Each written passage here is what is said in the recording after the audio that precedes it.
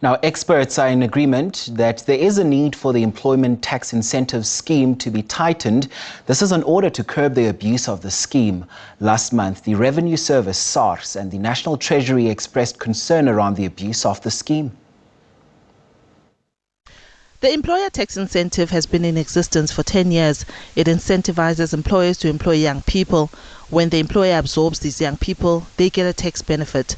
In instances where it's worked, it has proven to be beneficial. Employee body, the National Employers Association of South Africa, NEASA, says the job crisis is bigger than the scheme created. It's a good idea. It's a good incentive. I think, however, the problem with employment in the country is it's more structural. We're not competitive. The economy is not growing. Companies are closing down. Companies are shrinking, and that causes unemployment. So if people were not going to employ in any event because they don't have positions, something like the ETI is not going to convince them to employ. Changes were made to the employment tax incentive of 2013 in 2021 and 2023 to curb the abuse of the incentive by aggressive tax schemes which used training institutions to claim the incentive. SARS and National Treasury want punitive measures to support these amendments to be refined in the legislation to address the abusive behavior of certain taxpayers.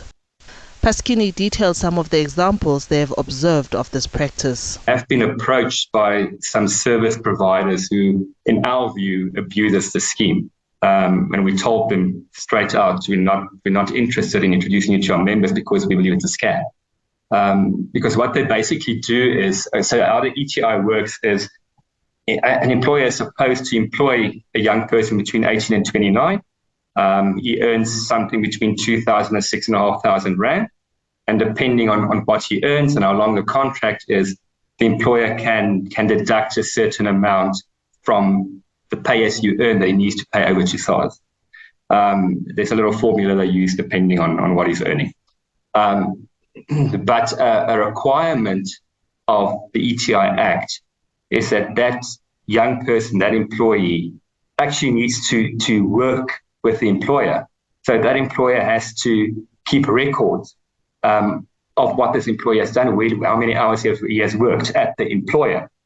And that was an amendment that came in 2021, if I'm not mistaken, which said that they must actually work in the workplace. So then what these service providers did is they said, okay, now what we'll do is we'll sign a limited duration contract with this young person, and we masquerade it as a type of a bursary.